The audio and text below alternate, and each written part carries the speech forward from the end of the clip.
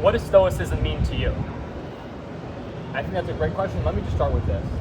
I think that the world that we live in is currently devoid of a united purpose and really a religion or a philosophy that unites people and also has good and true and Like good who we like values that are teaching. oriented in truth. And I think that Stoicism can fill in that gap perfectly. Why do you need a fundamental value system that governs your life? Why can't we just be nebulous and go throughout the world? Like, why is it so important that people adopt Stoicism? That's a good point. I feel like you partly answered your question because I feel like nebulous and purposelessness is no way to go about life. I think it leaves you feeling unfulfilled and unhappy and purposeless and helpless. And so if you don't have an overarching structure that kind of guides your thoughts, you might become resentful and hateful of the world and end up doing kind of dangerous or hurtful things. Can I run something by you? Please. All right, so you have where you are now, right? And then where you want to be. But then there's this other version of life that is kind of like promoted online. It's like kind of like the glamorous, like hedonistic lifestyle. At least that's what's promoted to be. Like chicks and money is kind of like the I don't know, fake shell of deeper values. So you have where you are, and then you have like deep values, which is like adding value to the world, having great friends and family, having interesting conversations around things that matter to you. And then you have like get rich, have cars, like have a bunch of chicks. Like that's like a slightly different thing. Those are like wants versus like core fundamental needs. So I think like the closer you can stay to like the things you actually need is important because you're just going to get distracted, and Stoicism helps you remind yourself what's actually important, stay closer to the things that you actually value, not the things that you're fucking told to value or tried to get bought into to be valuable. Yeah, I completely agree. I think I read this in a philosophy class and it really stuck with me. It was something, I'm going to butcher it because I don't remember the exact quote, but it was from St. Thomas Aquinas, and it was kind of balancing like he was Christian, I forget what denomination, but Christian faith, but also his belief in like the markets and kind of capitalism and really, the markets. And he was very much a big proponent of using like the market comparative advantage gains of trade, to create progress, to create development. But that progress and development eventually creates excess, right? And so he felt like the Christian and the moral thing to do was once you create that excess, you keep what you need for your life, for your protection, for your family, but then you donate that excess away to someone that needs it.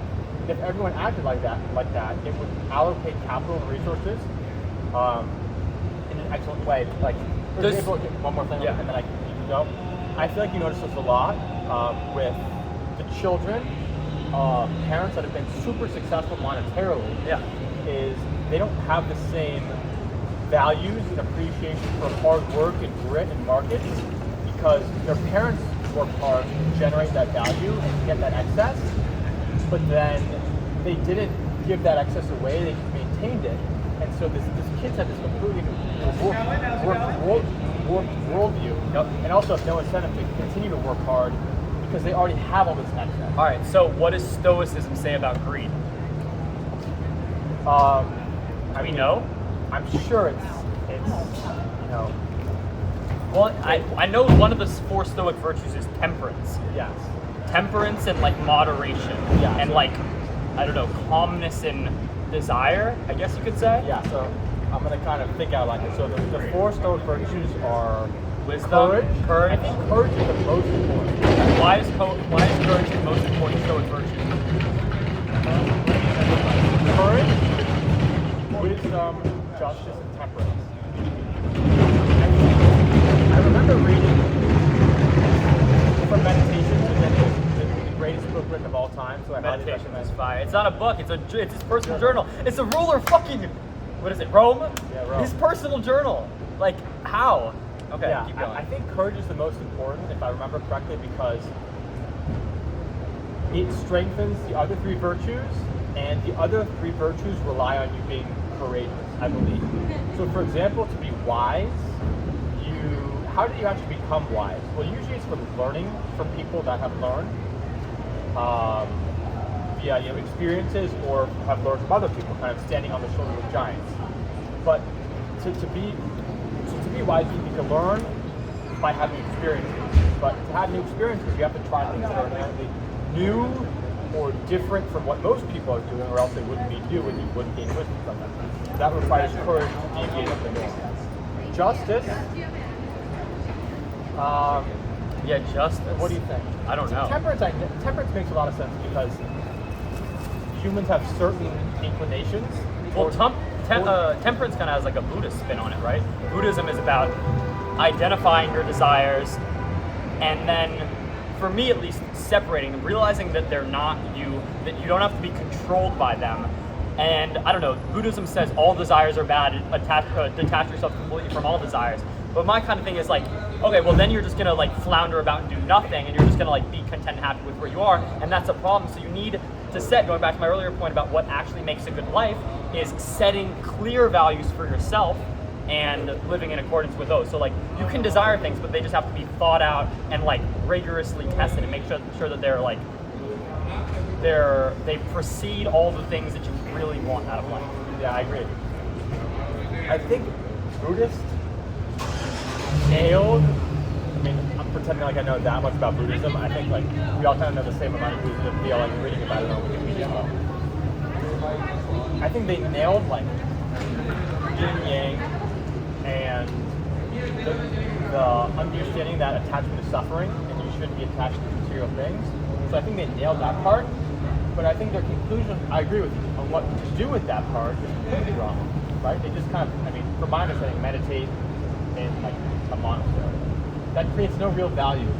And I feel like the overarching value is always to pursue truth and rationality and understanding.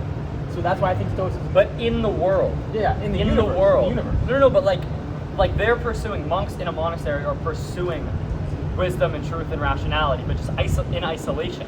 It's like, it's only with like interaction with other people that can promote, bumping into things and giving off those values that you hold to other people and promoting those. Exactly like what this is supposed to be. Yeah, I agree. I think that's why Stoicism is so great, because you have that you have like the mental clarity and peace and understanding of the Buddhist monk, and yet you're still... And the action and vigor to impact the world of like a hungry capitalist. Oh yeah, a capitalist, like a warrior, but a warrior that fights for exactly the right things. Like we